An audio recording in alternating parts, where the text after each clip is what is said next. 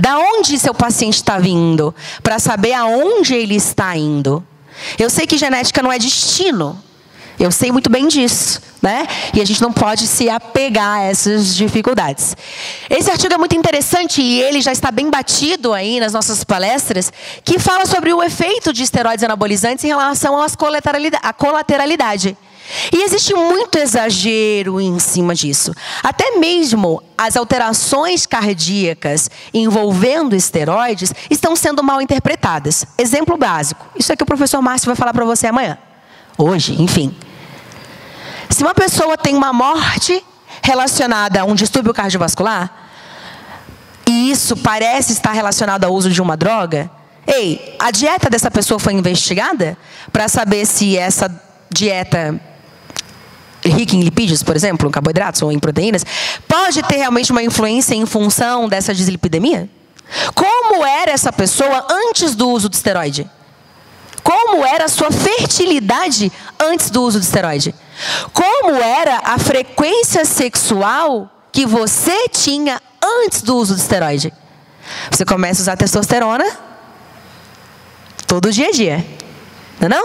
Mulher, então, fica assim, né? A libido para a mulher é muito diferente pelo uso da testosterona. Muito diferente para o homem. Então, você começa a ter uma frequência sexual aumentada. Legal. Então, você tinha relações sexuais 3 vezes no mês. E aí você começa a usar esteroide e você tem... Que foi?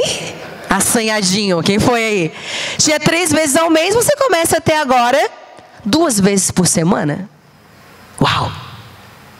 Aí você cessa o uso de esteroide. Eixo inibido, a gente vai falar disso. Aí sua frequência sexual cai para 3 vezes ao mês. Aí você diz... Meu libido baixou. Filho, você já era ruim. Você continua ruim. A gente tem que entender como você era antes do uso. Como era a sua fertilidade? Eu fiquei infértil. Ok, a fertilidade está relacionada, sim. Ok, mas como era a sua fertilidade antes do uso do esteroide? Como era seu fígado? Como era seu rim? Como era seu cérebro? Eu estou usando esteroide e meu comportamento está alterado. Você já era grossinho e você já era mal educada antes do uso da trembolona. Aí ficou só mais.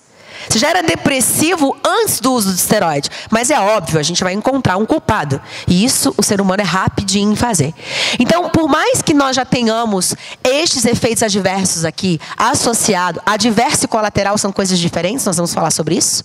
Aqui a gente não espera quando fala adverso, mas quando a gente fala colateral, a gente sabe que anda ao lado, então a gente já espera. Não se faz de bobo, porque você sabe que isso vai acontecer. Então, a gente tem que prevenir o acontecimento. E a gente sabe que tem muito exagero nessas interpretações. Tanto que são estas, né? Eu fui extremamente extremista, mas tem gente que acha que ter 40 centímetros de pus é realmente um braço grande. A interpretação da sociedade sobre o que é fisiculturismo, ela também está extremamente errada. E não é só o uso de esteroides que compete essa performance, mas estimulantes, são outras drogas que a gente está deixando de ter atenção. Eu estou muito mais preocupada com muito estimulante que a galera está usando do que testosterona, porque testosterona a gente estuda. E os estimulantes a gente não está estudando, não. Aí, tema para um próximo encontro.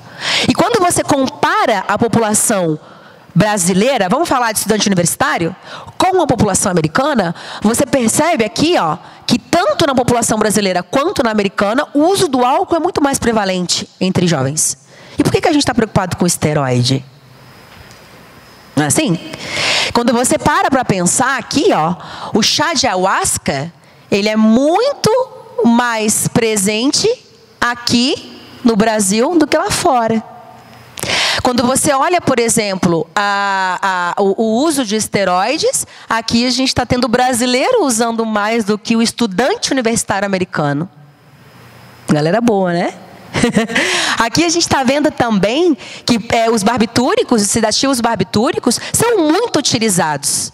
Na minha época de faculdade, era anfepramona aqui, que estava em estudo, né? Não estou falando de barbitúrico, mas eu estou falando de drogas também relacionadas a esse sistema nervoso central. Então, a gente tem classes farmacológicas muito mais danosas, muito mais perigosas no que diz respeito à saúde do que os esteroides. Mas, como a gente diz, quem usa esteroide carrega essa imagem no corpo, né? E quem usa uma anfepramona nem sempre vai conseguir mostrar a tarja preta. Quando a gente olha aqui na população brasileira, esse estudo é muito interessante. Ele foi feito numa população aqui no Brasil, e eles investigaram, então, o uso prévio, em algum período da vida, no último ano de investigação, que foi em 2012, e nos 30 dias anteriores à investigação, do álcool e de outras drogas em 12.721 estudantes universitários brasileiros.